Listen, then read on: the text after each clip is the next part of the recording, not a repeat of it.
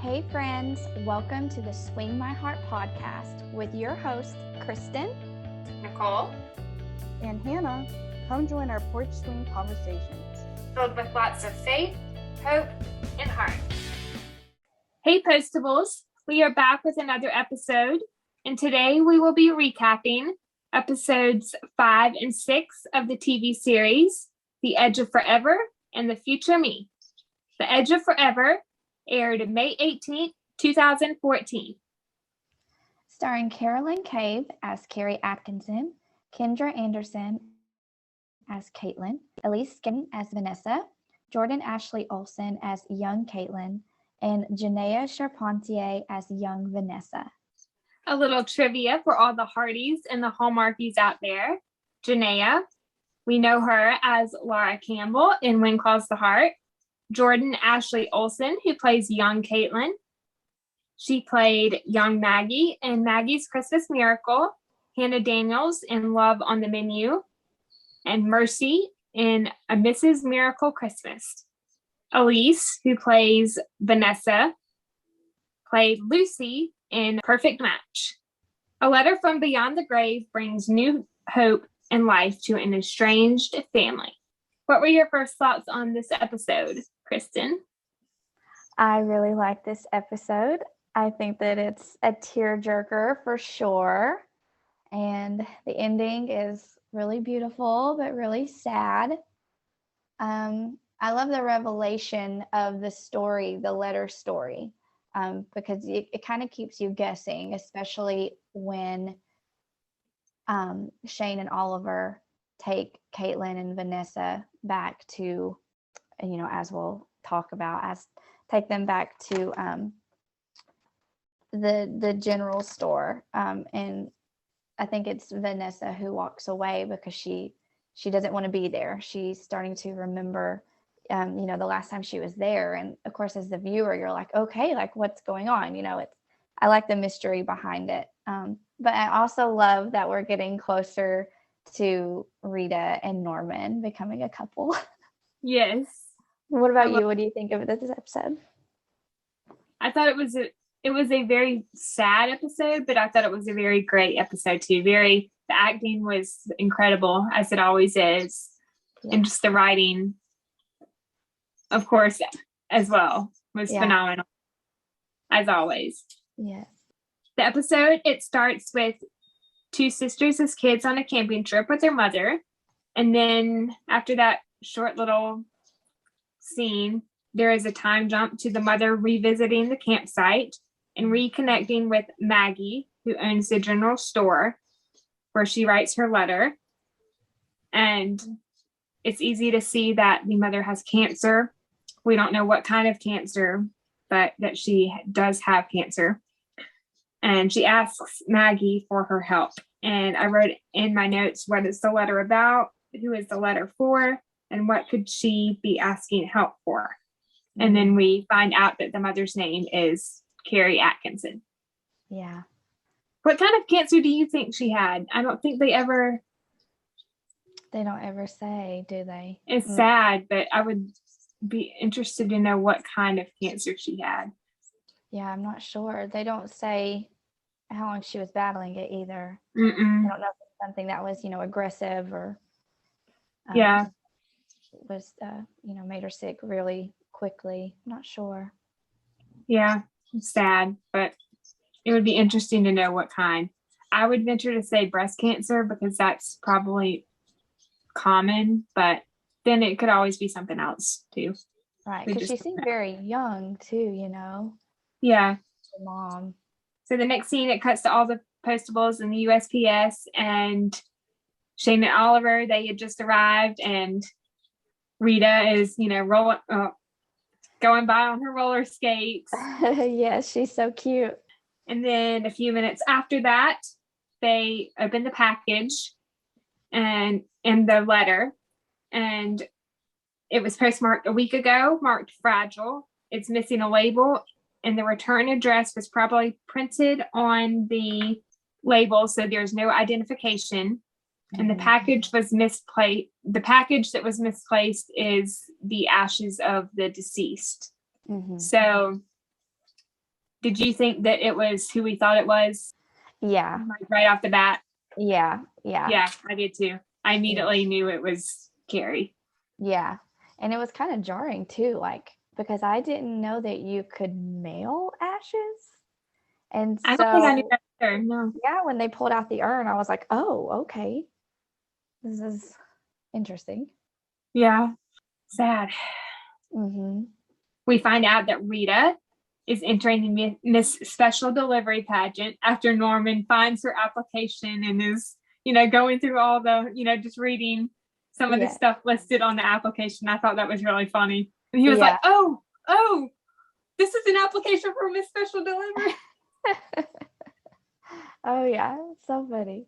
Shane, she searches for who the missing ashes belong to, but the search came up with no results. Mm-hmm. And I believe she said, I believe the line was, no one is looking for Harry or Harriet, because they didn't know the name. So they just had to think of, as some people would say, like a Jane Doe. Right. Yeah. Yeah. And, to make it make sense that no one would be looking for these ashes, Martha I think it's Martha who wrote this episode. I'm really not sure, but whoever wrote this episode had to be creative with how it would make sense that no one would be looking for these ashes. Which of course we find out, during this episode that the girls didn't know. They were told that, they would be sent to them soon or something like that. And then of course, Maggie didn't know. She knew that she was going to get the ashes. She just didn't know when they were to arrive. So she didn't know like when to expect them, Yeah. And so I thought that was really creative the way that they wrote, how these ashes were going to be delivered and why no one was looking for them.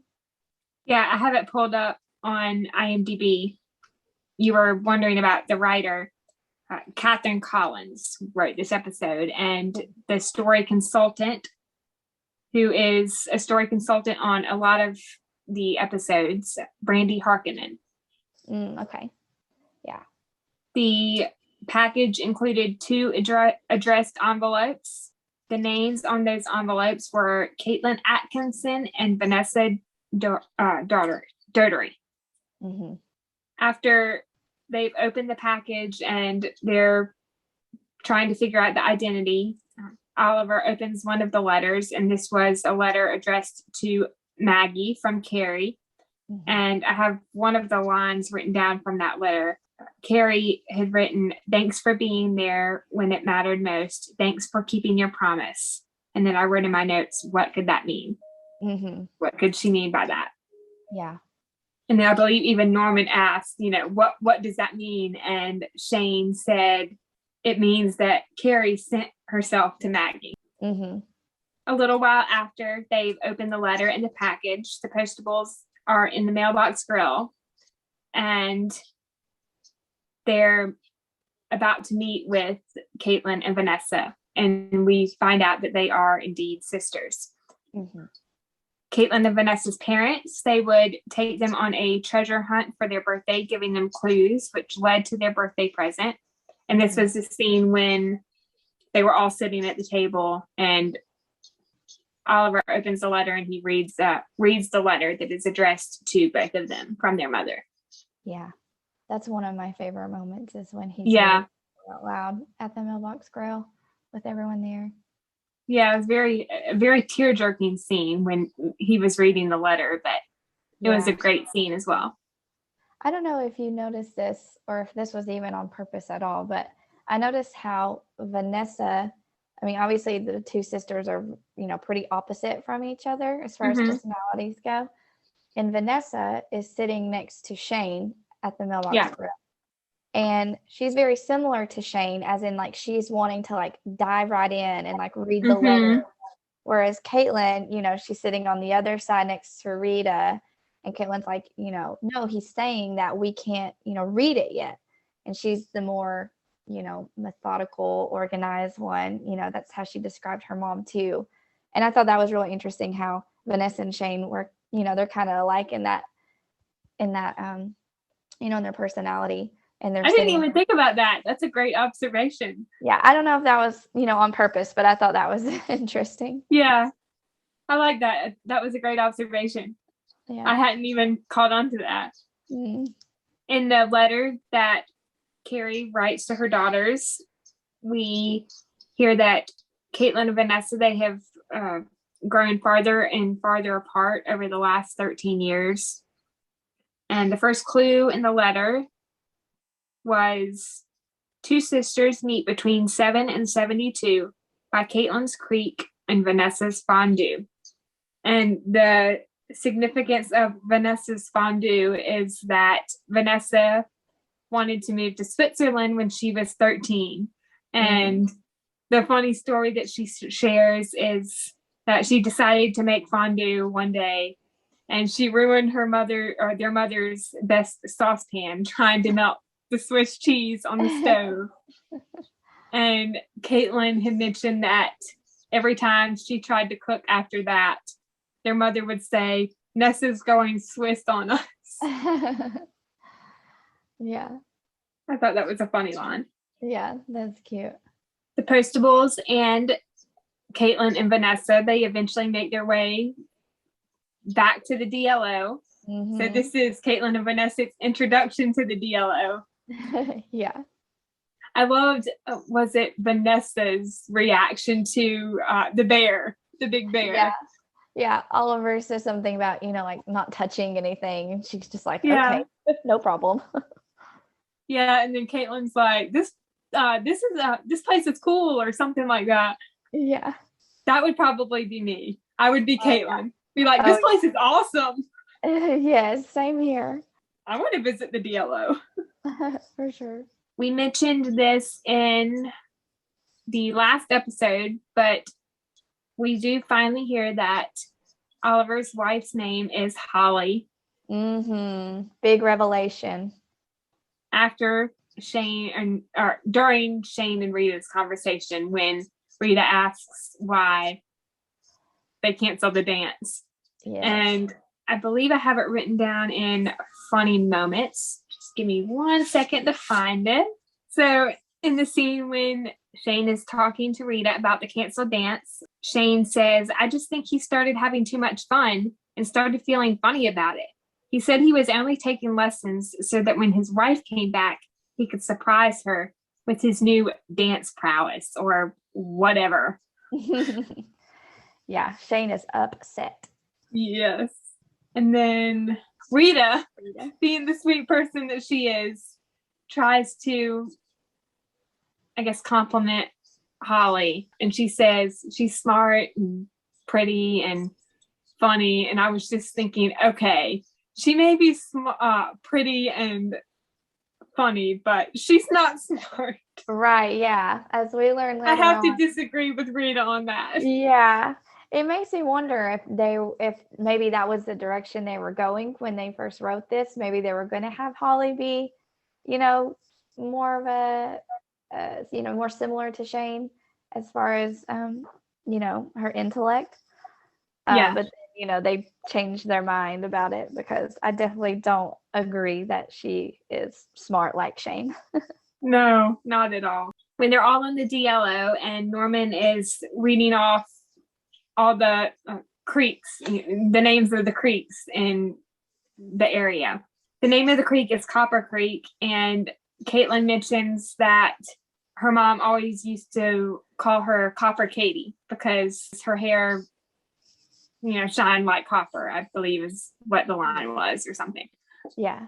Caitlyn and Vanessa, they remember Copper Creek, so this is the scene when they arrive, and they immediately recognize the place where they spent, so much of their childhood. Yeah. Then Vanessa walks off and she says, I can't be here. And I wrote in my notes, why did Vanessa say that she can't be there? Like what happened that she doesn't want to be there? Yeah. But I knew that it was something sad, but I didn't know what it was at the time. Yeah. Yeah. After Vanessa walks off, and I believe Caitlyn goes to find her, we see the heartbreaking porch swing between Shane and Oliver. Yeah. And Holly signed a lease in the 4th arrondissement in Paris, which really broke my heart. And we can talk about the scene a little bit later in depth, but Yeah.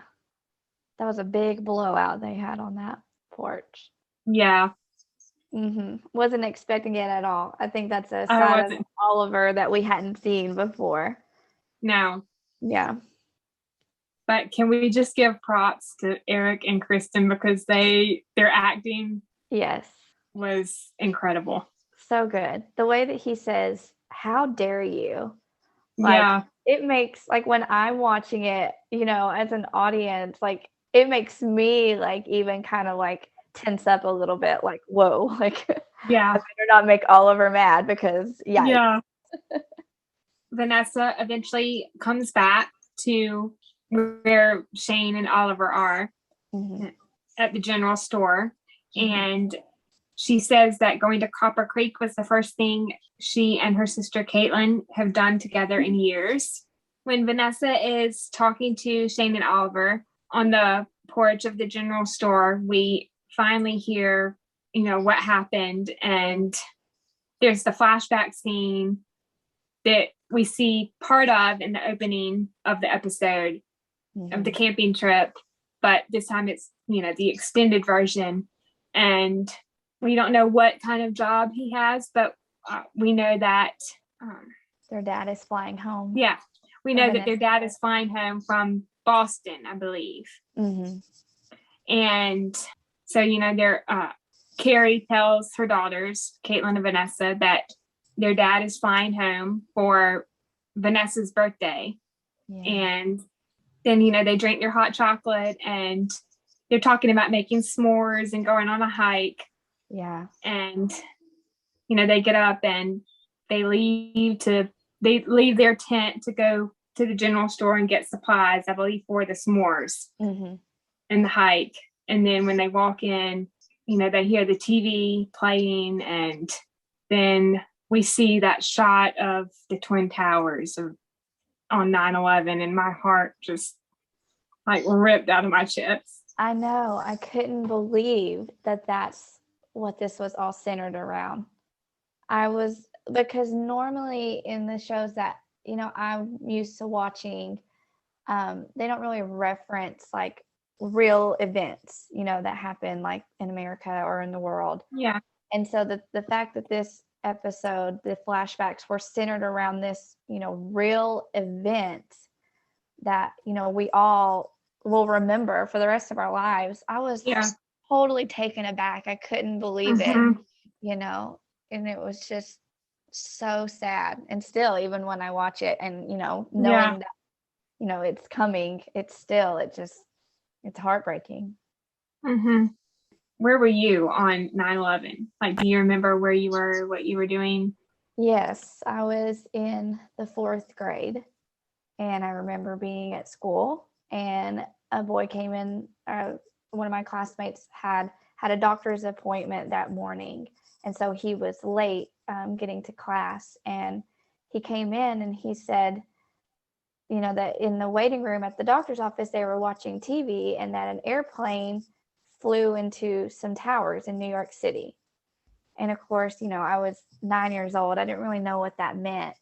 And I just remember that they let school out early, and my dad came to pick up me and my neighbor and take us home. And I feel like our TV was on the news station for like months, like that was all that we watched was the news. And of course, as I got older, I start to, understand it more. What about you? I believe I was in 4th grade as well. And my brother was about a year old. And of course, I was in school. And I don't remember much because, I was about 9 or 10, like you. Yeah. But all I can remember, I think we got out of school early. I can't remember for sure. But all I can remember is when I got in the car, my mom said something like, I have bad news. Yeah. And my mind immediately went to a family member, and specifically one of my grandmothers. And then my mom told me what happened, and I was just really sad, even though I didn't fully comprehend it. Yeah. I would say it probably took, a year or two to kind of fully comprehend what had happened. Yeah. And I know we've talked about this before, but we've both been to New York City. Yeah. And it was 2013 was my first trip to New York. And that's when we went to the memorial. And it was just super sad. I mean, as soon as we got off the subway, like you could just feel that it was very like solemn, like somber. It was almost like you could just tell that there was not an energy like in Manhattan or something. There was just no energy. And then in 2014 we went for a second time, and we were able to go to the museum, and that was really sad. Yeah. I believe, well, when I went, the first year I went, it had not even been started. Like the memorial had not even begun being built. That was in August of 2009, I believe. But then I went back my junior year. I went back my junior year of high school on a school trip. And that was March of 2011. And it was just beginning to be built. So I didn't actually get to see the memorial. Yeah. But I would have loved to have seen it. I still would love to go see it. Yeah. At some point. Yeah, definitely bring your tissues and prepare yourself, because there's a lot in there, Caitlyn and Vanessa, they lost their father on 9/11 because he was on the plane that was flying from Boston to Los Angeles, is what the mom said. Is what Carrie said. Vanessa shares what Caitlyn's job is, which is a 911 emergency operator. And Vanessa married an airplane pilot, and she flies for free all the time, everywhere as much as she can, London, Rome, and Paris, but never New York. Yeah. And part of me wonders, like, why hasn't she gone to New York? Is it probably, because of her father? Definitely. Oh, yeah. Yeah, that's the thought that immediately went into my head. Yeah. Too much of a bad memory. Yeah. And that just kind of goes to show that, like, the trauma that you go through as a kid can shape who you are as an adult, good or bad. Yeah. PTSD, even though she wasn't on the plane. Right. Yeah. She was still affected. Yeah. The next scene is when they're all in the general store, and we see Vanessa and Caitlyn, kind of make amends. And we can talk a little bit about this later in depth. But Vanessa thought that Caitlyn was blaming her for their dad's death, and Caitlyn was blaming herself. Yeah. So Caitlyn was blaming herself because she was the one that called their father while he was out of town. She called the hotel, leaving him a message that he had to come home for Vanessa's birthday. Yeah. What a terrible burden for these girls to have, for so many years, and not even been able to talk about it. Yeah. So sad. Caitlyn and Vanessa, after they make amends, they go on the hike that their mom promised them. And they make the s'mores, and they find their mother's final resting place. Yeah. In all of this, Shane and Oliver start to make amends as well. Yes, I love that. Yeah, I loved how he, offered her hand, extended his hand, to help her, kind of stand up on the rock, I believe is what they were walking up on. Yeah, trying to help her out. And she takes a beat, and she, realizes that, it's kind of a peace offering in a way. Yeah. And she takes it. I was like, yes, thank you, Shane. Yes. Forgiveness. Yes. Do we want to get into our favorite scenes and lines from the episode? Yes. You mentioned a lot of the ones that I had. One in particular, because you know how much I love Norman, is the Yes. scene where he catches Rita when she's in her roller skates. I wrote that one down. And I love the way she goes, "Oh, Norman." Yeah. And then the Hawaiian music playing in the background. And then he sees his stamp. Yeah. He's just like totally out of the moment now. Yeah. But I love that. Yeah. Another one I had is, of course, the flashback to, you know, young Caitlyn and young Vanessa, you know, being close with each other and hugging each other and being protective of each other. I love that scene as well, just showing how, you know, far they've come. They used to be so close, and now they're just completely opposite. You know, people barely know each other, but, you know, thankfully, of course, in the end, they reconcile.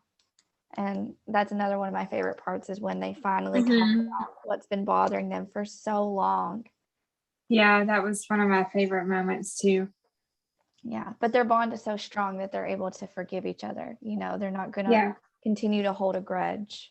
Yeah, I wrote it down under most tear-worthy moments too. Just the whole reconciliation. Yeah. Just brings me to tears. Like when Vanessa said something like, "So you just stopped talking to me altogether?" I know, which is like so weird to think about, because they're young girls, you know, when this happens. And so it's like, did they just never talk to each other, or they just, you know, maybe short with each other? Maybe they just weren't as close. You know, they didn't, you know, bond. They didn't, you know, have sister talks. Maybe they just kind of became acquaintances instead of staying best friends. And then, of course, at the end, when we get to see the edge of forever, that view is so beautiful. It's so beautiful. Yes, I love that. I love that they mountains. Yes, it's so pretty. I love that they finally get to see it. You know, that was their mom's, you know, last request, is for them to, you know, be as close as they used to be, and then finally get to see that view that they never got to see when they were kids. And I don't know if you picked up on it, but the music playing in the final scene when they're going on the hike with Shane and Oliver, and, you know, there's the voiceover of Carrie's letter. Yeah. Is the same background music that is in Shane and Oliver's proposal. Wow, no, I didn't know that. Oh, wow. That's a good catch. And it, I can't remember who tweeted, I can't remember which postable tweeted it, but I think I saw something fairly recently.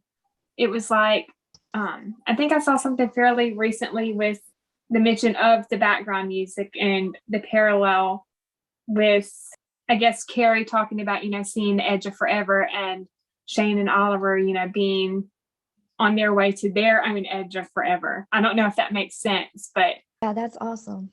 Whichever postable tweeted that, shout out to y'all. Yes, great observation. One scene I really loved was Shane and Oliver and Norman supporting Rita entering the Miss Special Delivery pageant. I thought that was really sweet. Yeah, I love that. I loved how enthusiastic Oliver was. He said something like, "And there she is, Miss Special Delivery of 2014. Oh, friendship goals. Yes.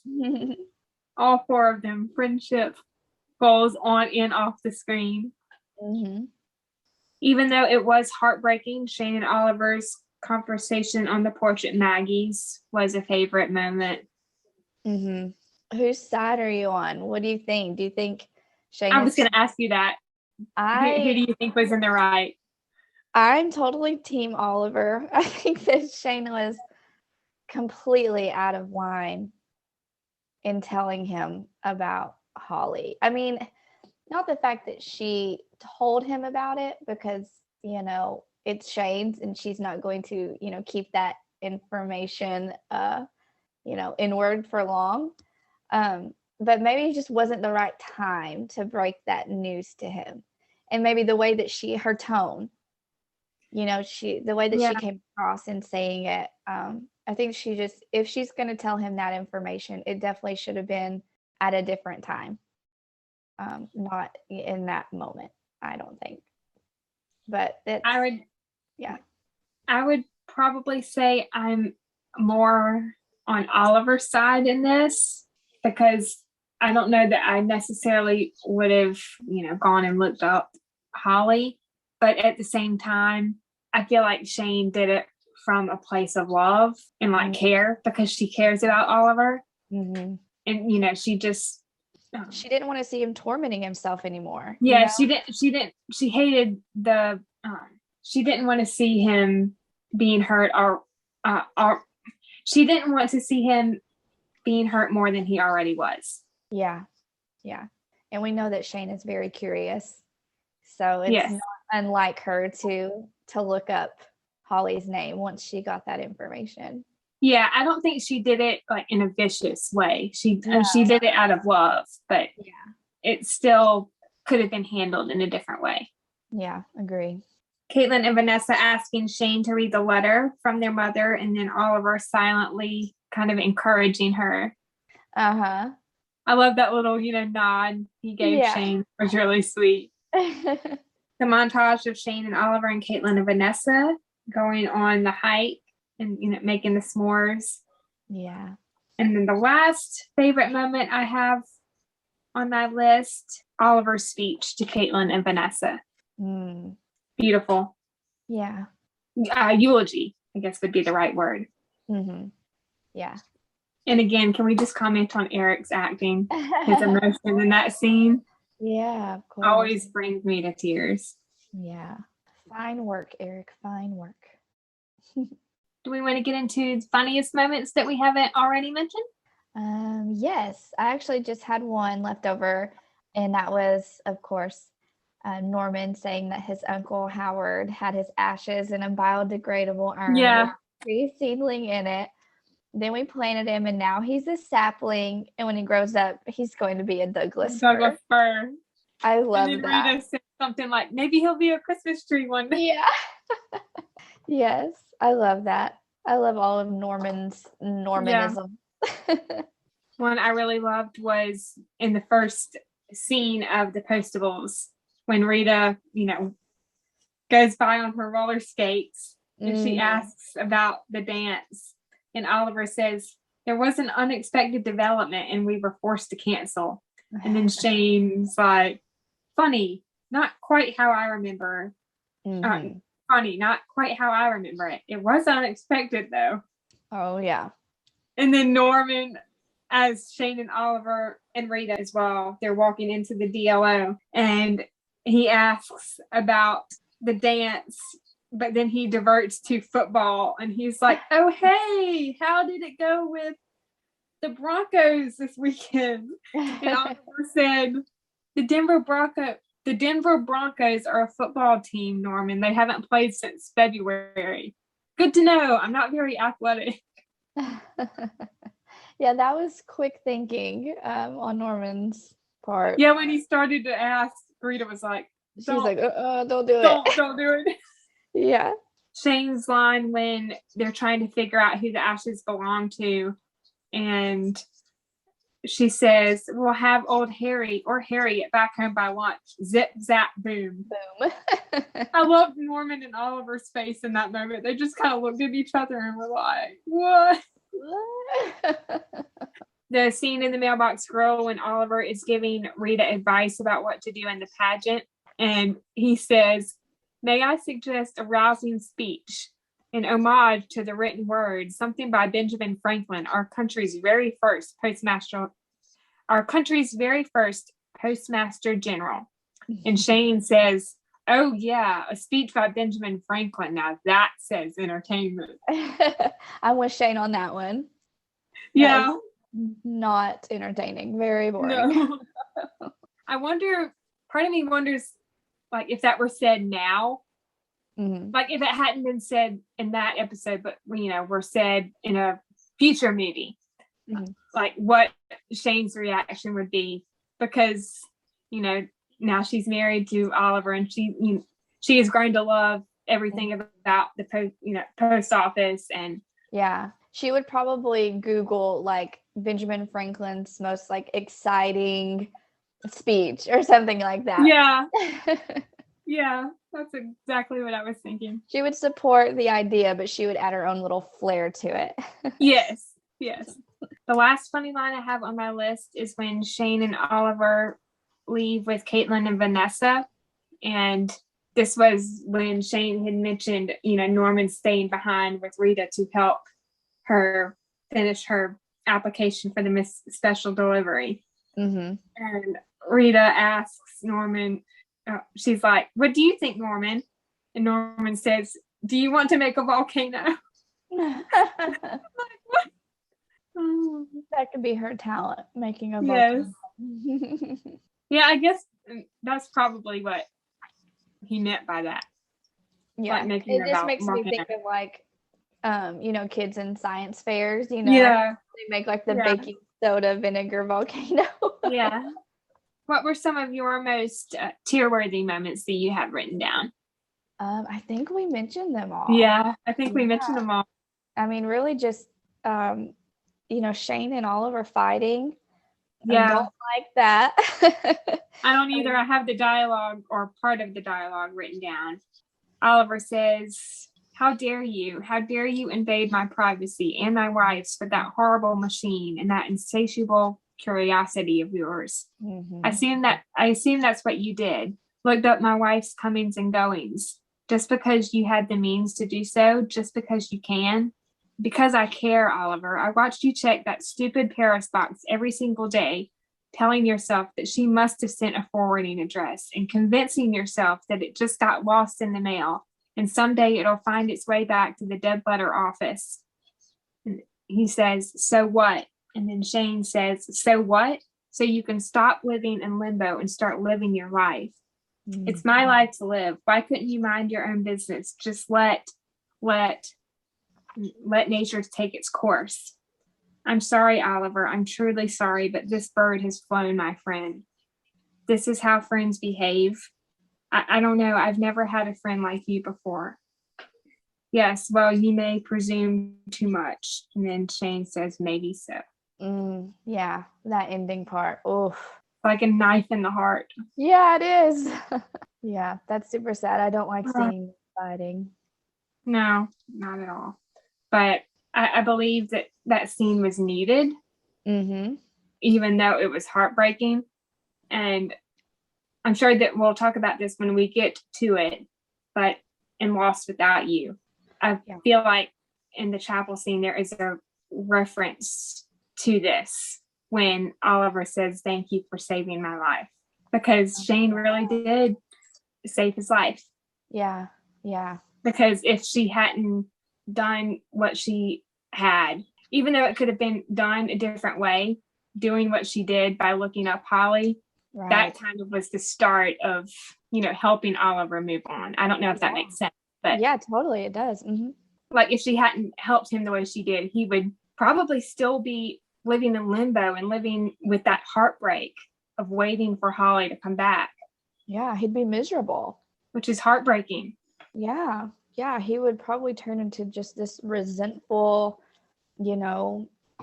man who just was losing all of his hope. Yeah. Of course, Vanessa telling Shane and Oliver about the day her and Caitlyn's father died. Yeah. And then the last tear-worthy moment I have on my list is Oliver's eulogy for Caitlyn and Vanessa's mother. I have it written down. He says, "Whenever I have sorrow, whenever clouds arise, when songs give place to sighing, when hope within me dies, I draw the closer to him. From care he sets me free.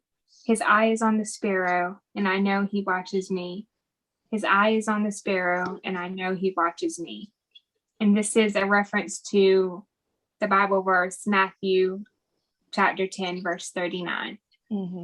Such a beautiful but tear-jerking moment. Yeah.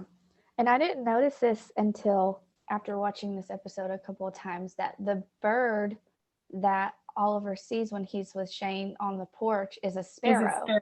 Yeah. And when I connected the two, I was like, whoa. Yeah. So, A mountain sparrow, I believe, is what he yeah, said. mountain sparrow. I thought that was great, the way that they kind of tied that in together. Yeah, and just jumping back to that porch swing conversation for a second, just the subtext that Martha put in there was brilliant. Yeah. Do we want to share the lessons that we learned from this episode? Yes, I wrote 2 down. I wrote, don't let technology keep us from seeing the beauty around us. Yes. Basically, don't miss out on the mountain sparrows. Yeah. And then the second one I have is his eye is on the sparrow, and I know he watches me. That's a great one too. Yeah. What about you? The 2 I have written down are the line from Shane on the porch swing, stop living in limbo and start living your life, which is great advice, when you're, kind of going through something in life and you feel stuck, just try to move on and, live your life and enjoy it. And hope is the thing with feathers that perches in our souls. That's a good one. Yeah. From the Robert Frost poem. It also, every time I hear that line from that Robert Frost poem, I think of Billy Hamilton in When Calls the Heart season 1, because he used That's so funny. that line from the poem. Yes. Is that when he quotes the rose? Yes. It's like a red rose. A red rose. Oh my goodness. That's so good. We have some trivia for everyone. Do you want me to go first? Yeah. Go ahead. My first question is, what country was mentioned in the article about roller skates Rita read from International Delivery Monthly? A, France, B, Germany, C, Finland, or D, Italy? I think it's C, Finland. Yes. Yay. Ding, ding, ding. What is the name of Norman's uncle whose ashes were sent in a biodegradable urn? A, Scott, B, Howard, C, Michael, or D, Tommy? B, Howard. Yes. Ding, ding, ding, ding, ding. My last trivia question is, how many years is Holly's lease in Paris? A, 3, B, 10, C, 5, or D, 7? A, 3 years. Yes. Yay. Ding, ding, ding, ding. Ding, ding, ding. Okay, I have. What city was Norman's next door neighbor trying to send himself to for Christmas? That A, Los Angeles, B, San Francisco, or C, Fresno? Fresno. Yes. Ding, ding, ding. Second question is, what is Rita's favorite food? Is it A, New Jersey pineapple, B, Jerusalem artichoke, or C, Florida oranges? Jerusalem artichoke. Yes, which is very interesting. I've never even heard of a Jerusalem I artichoke. haven't either, yeah. Unique like Rita. And then the last question is, what color are Rita's roller skates? Are they A, purple, B, pink, or C, blue? They're blue with purple wheels, I believe. Okay. I actually just put that they were purple. So we'll have to double check. We'll have to go back and double check, because now you got me I can't remember for sure. myself. Yeah. I think they were light blue with purple wheels. Okay. Well, I watched it on my phone, so maybe my phone's coloring was a little different. Now on to episode 6, The Future Me. It premiered on May 25th, 2014. Starring Jessica Morgan as Ellie Kemper, Jeremy Raymond as Bobby Richards, Mary Lou Henner as Glynis Rucker, and Andrea Brooks as Kimmy. And Hardy's, you will recognize Kimmy is Andrea Brooks. She plays Faith on When Calls the Heart. And if you are a fan of the Aurora Tea Garden series, you will recognize Mary Lou Henner. She plays Aurora's mom. Yep, Aida. Also, a little trivia for the Hallmarkies out there. Casey Manderson, who plays the clerk, he stars in The Perfect Bride, A Winter Princess, Mingle All the Way, A December Bride, and Haley Dean Mysteries. Those are just some of his roles on Hallmark. Oh, cool. The postal detectives are faced with a challenge when a letter written by a girl to her future self turns up. Rita competes for Miss Special Delivery. What were your first thoughts on this episode? Oh, I think it's a really sweet episode.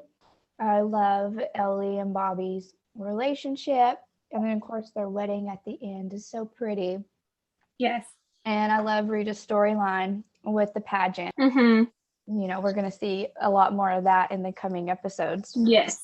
So, yeah, I think this is a great episode. What about you? I agree. It's great. I loved how this episode dealt with Down syndrome, especially because I have a cousin with Down syndrome. So I thought that this episode and the storyline was done very nicely. Yeah, I agree. I love that Martha, she's really big on inclusivity. Yeah.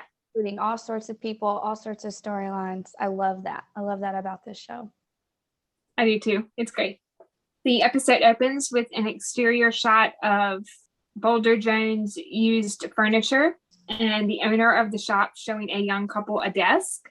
And as the owner of the warehouse or the store is showing them the desk, I believe the young woman, she tries to open the drawer and it won't open. Mm-hmm. And then we find out that it won't open because the missing letter is stuck in the drawer, preventing it from opening. The Postables, they have a new supervisor, Glennis Rocker. Mm-hmm. What were your first thoughts on Glennis? She's very intense, very intimidating, especially over the loudspeaker making her announcements. Yeah. Complete opposite character than what she plays on Aurora Tea Garden. Yeah. And, Hallmark movies in general.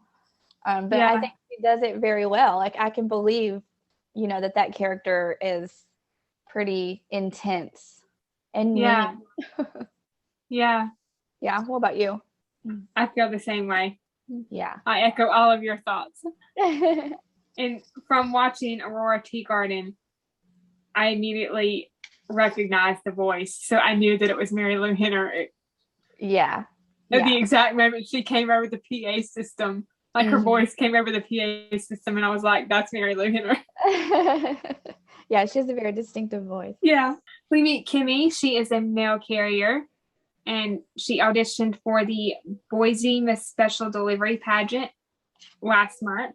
And she came to Denver to scope out the competition, specifically Rita. And this was in the scene when Kimmy is, looking for Rita. Mm-hmm. I guess to give her the lost letter. And then, she starts asking about the pageant. And then Shane, takes the letter from Kimmy's hands. And she's like, we've got it. We've got it all handled. Yeah.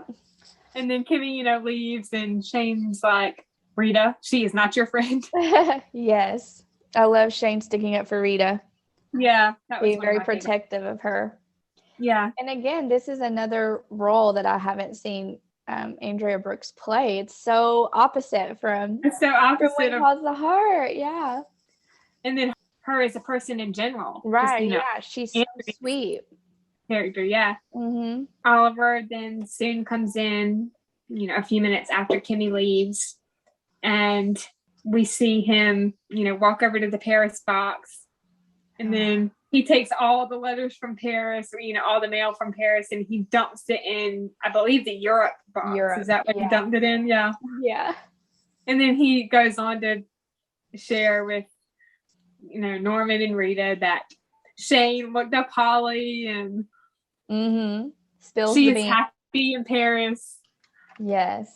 And of course I was sad for Oliver, but then at the same time, the line from Rita kind of made me laugh when Oliver walks out of the DLO and Rita says, poor Oliver, he's a mess. Yeah. Shane says something like, it seems like Oliver's doing okay. And then Rita goes on to mention how the quote that he recited was not from Shakespeare, it was from Marcus Aurelius.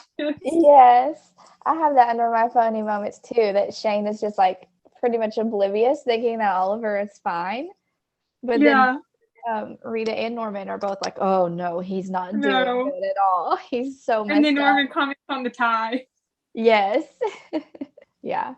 But then we start seeing the evidence of it throughout the episode. He's not his self. No. After that, when Oliver comes back into the DLO, we see them open the letter, or Shane opens the letter. Mm-hmm. And most of the address on the envelope has been torn away. There's no postmark, no return address. There is a Liberty Bell Forever stamp on the envelope. And Norman says that the Liberty Bell Forever stamp was a design first issued in 2007. There's block lettering on the letter. They believe that it is addressed by a child around 8 to 9 years old in a certain color ink, which makes them believe it was written by a girl. And if it's written 7 years ago, she would be around 15 or 16 now. After they read the letter, we find out it is addressed to a young man named Bobby Richards. Kimmy is a branch hopper. She goes from branch to branch just to audition for Miss Special Delivery. What were your thoughts on that? I was thinking, like, really? Yeah, a little too much. A little too competitive. Like, if she doesn't win, she just moves. Yes. That should not be allowed. I know. You would think they'd be like a red flag on her file. I know. That she just branched red flag. Yeah. Glennis's daughter, Vivienne, is also participating in the Miss Special Delivery pageant. Of course. Oh. Poor Rita. We don't see a lot of her, but what were your thoughts on Vivienne? I don't think I really had any thoughts on her. No. Although she has a good voice. I do have to admit that. Yeah. I think I just thought, well, the apple probably doesn't fall far from the tree. Yeah, the apple doesn't fall far from the tree. Yeah, she's probably just like her mom. Yeah, Glennis kind of, when she was talking about her daughter entering the pageant, I was just thinking that's totally a stage mom right there. Oh, yes. We know that Norman has gone out in the field to do some research for this letter. And he calls the DLO and talks to Shane. He tells her that the bill of sale for the desk says it was sold at an auction 6 years ago by the Longmont, Colorado School District, and the desk came from Rocky Mountain High School. Shane and Oliver, they soon meet with someone at the school. I believe it's the principal. Is that? Maybe. Yeah, I don't remember what she. Or maybe the superintendent. I'm not sure. They find out that the classroom belonged to Miss Hinkles 6 years ago, who taught English literature, but then she retired. So they've kind of hit a little bit of a dead end. Yeah. Until she recognizes the name Bobby Richards. Yeah. Yeah, Shane and Oliver, they walk out of the classroom, and then the woman that works at the school, she tells them that there was a student at Rocky Mountain High School. Yeah. Named Bobby Richards, and he graduated 5 years ago. We get to meet Bobby in the next scene. He works at a flower shop owned by his parents. And Ellie, the letter writer, works there too. Yeah. And they are in love. Yes. So sweet. I have it written down in favorite scenes, but that whole scene when Shane and Oliver get to the flower shop and Bobby introduces himself, I thought that was really cute. He said, "Welcome to Blooms and Hugs. These are the blooms and these are the hugs." I thought that was really sweet. Yeah, it is.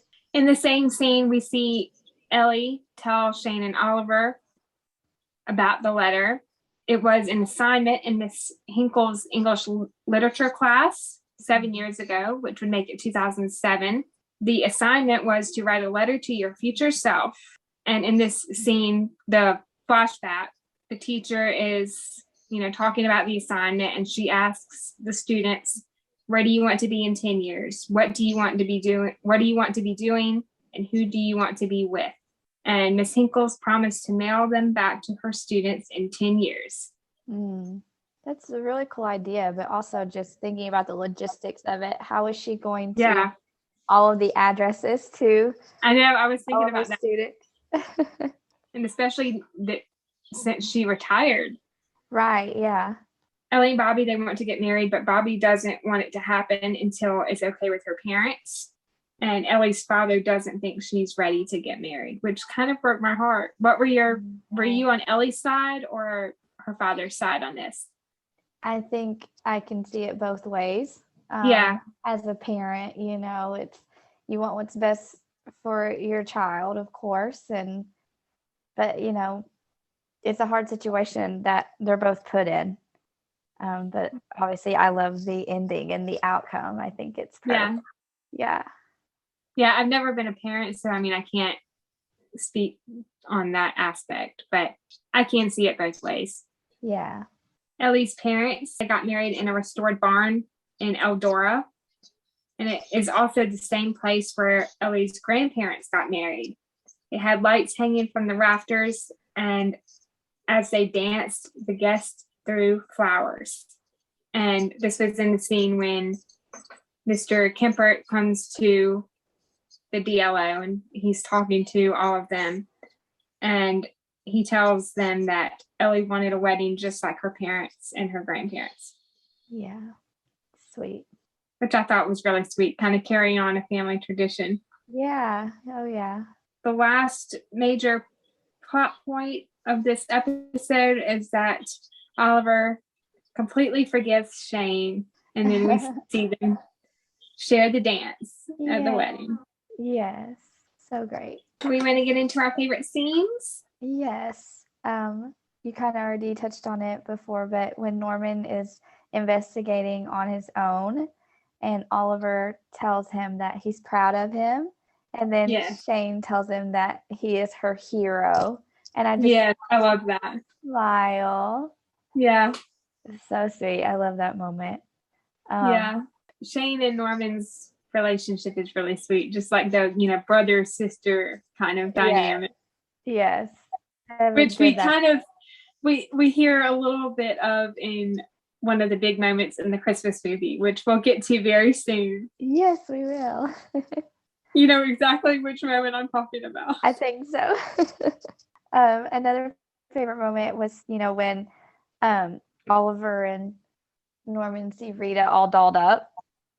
Yes. She was in that wind blowing her hair back. Yeah, I have that under favorite and funny moments. Yeah, that's a good moment. I also love when Rita and Norman are pretending to be, they go to City Hall and they're pretending to get their marriage license. And I think that's total foreshadowing. I have it written down. One of the lines, Casey Manderson's character, the clerk, he asks them a double wedding, and Norman's like, yeah, double trouble. And then Rita just kind of goes along with it. Yeah. I love that whole dialogue, just, everything before that too was funny. Yeah. Oh, yeah. One of the other lines that stuck out to me was when Rita said, she was lucky or something. Oh, yeah. And then Norman's like, luck is a funny thing or something. Yeah, the clerk is totally checking out Rita. I was thinking, you need to stop looking at her like that, dude. I know.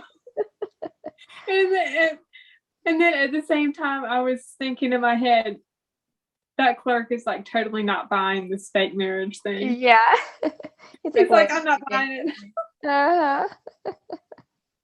That's so good.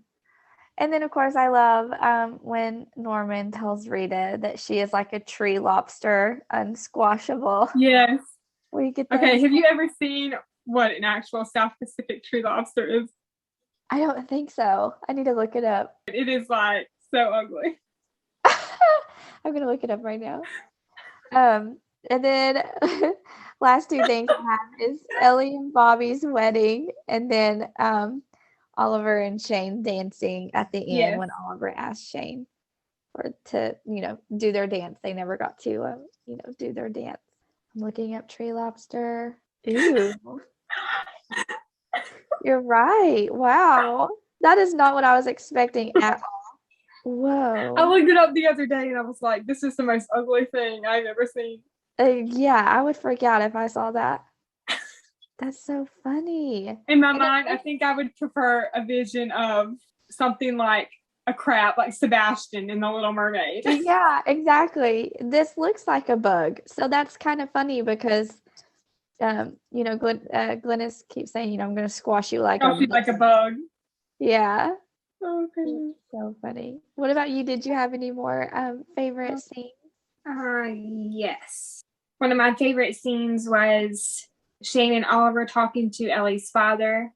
And, the moment when Mr. Kemper, talks about when he found out that Ellie had Down syndrome and his first thought was to run, but then, he didn't.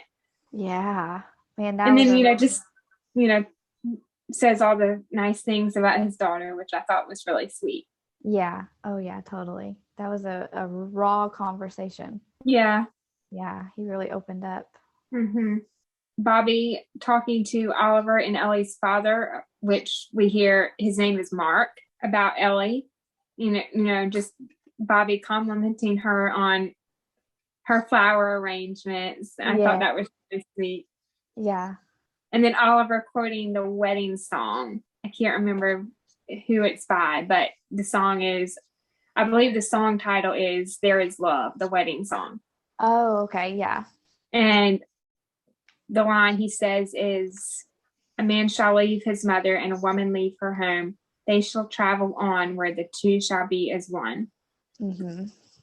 And then they go on to talk about how Bobby and Ellie are equally yoked. Yes. Just like Rita and Norman, and just like Shane and Oliver. Yes, totally.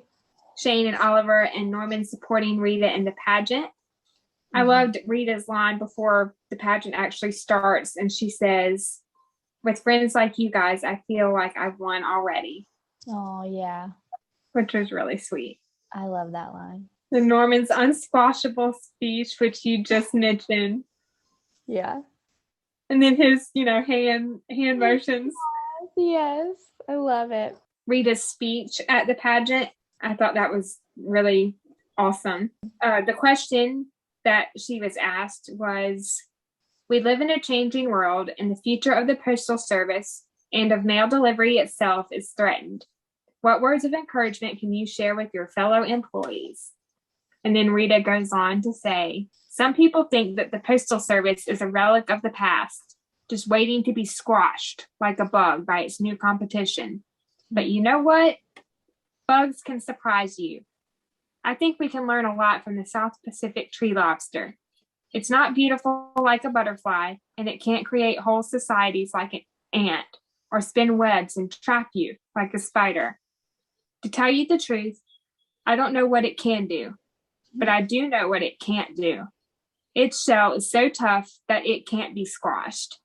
Once you know how strong you are, that no matter how tough it gets, you can't be squashed, you stop worrying about all the things that you can't do and start dreaming of all the things that you can do. Perfect. That's a great lesson to be learned. Yes. And then my last two, which you already mentioned, are Bobby and Allie's wedding, and then the looks between Shane and Oliver during the wedding. I thought they were really sweet. Yeah. And then Shane and Oliver's dance. Mm-hmm. Perfect ending to this episode. Yeah. Do you have any funny moments or lines that you haven't already mentioned? I think we've mentioned all of mine. Yeah, I think we have. There's one that we didn't mention that kind of made me laugh. And it was when Rita comes in the mailbox grill and she's talking to Shane about, I guess, the pageant. And then Shane brings up Kimmy. And Rita says, wow, she sounds very goal-oriented. I admire that. Yeah. Yeah, I think that's it for funniest moments. We want to share the lessons that we learned? Yeah, I wrote, love works best when the two are equally yoked. Yep. And then to thine own self be true. Yes. The lessons that I have written down are the first lesson I have written down is don't let people see the new you. Let them see the real you.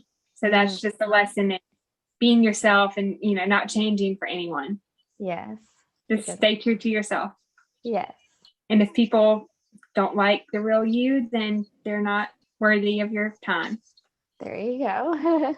And then my last one is stop worrying about all the things that you can't do and start dreaming about all the things that you can do. Perfect. We have some trivia for all the postables out there for this episode. Do you want me to go first or do you want to go first? Yeah, you can go ahead. My first question is, what year was the model of the desk in the opening scene? A, 2001, B, 1952, C, 1960, or D, 1985? I'm going to say D, 1985. Nah, I knew it. 1952. Oh, gosh. I didn't realize it was that old. What type of wood was that desk made of? A, mahogany, B, cedar, C, pine, or D, oak? I have no idea. I'm going to guess C, pine. Dang. D, oak. Oh. What color was the handle on Oliver's letter opener Shane used? A, gold, B, silver, C, black, or D, bronze? Oh my goodness. I thought it was white. So I'm going to go with, did you say B is silver? Yeah. Okay, I'm going to go B, silver. Uh, Let me guess. I got it wrong. it was C, black, but it was like, Oh. it looked like it was like a marble look. It had like, the handle looked like it had a marble look to it with black and. Oh, okay. I didn't want to write two colors for one choice, so I just did one. Okay. No, that's a great question. That totally stumped me. But yeah, it looked like it was black and white. Okay. What was the classroom number at Rocky Mountain High School the desk came from? A, 145, B, 400, C, 320, or D, 204? Okay, I know this one because I wrote it down, and it's A, 145. Yeah. Finally. My last question is, what page of the 2014 postal code did Shane ask Rita to recite when she said that would be her talent for the pageant? A, 150, B, 396, C, 400, or D, 75? Is it D75? Why did I think there was a 7 in there? Oh no. Which one is it? B, 396. Oh my goodness. I'm fired. I lost my postable card. It's all right. You'll get it next time. I know. I need to be more observant. Okay. Well, mine are super easy compared to yours. First one is, instead of the Windsor knot, what kind of knot did Oliver tie his tie? Is it the overhand knot, the figure 8 knot, or the 4-in-hand knot? Is it the 4-in-hand? Yes, the 4-in-hand knot. Good job. Yeah. Ding, ding, ding. Okay. What color ink did Ellie use to write her letter? Is it pink, green, or purple? Purple. Ding, ding, ding, ding, ding. And then what instrument does Kimmy play? Is it the trumpet, the tuba, or the trombone? The tuba. Yes. Ding, ding, ding. Good job. Yay. Yay. Okay, Postables, I think that wraps up our recap of The Edge of Forever and The Future Me. We will be back next week to recap episodes 7 and 8, Something Good and Dark of Night. We love y'all and we will see you next time. Bye. Bye.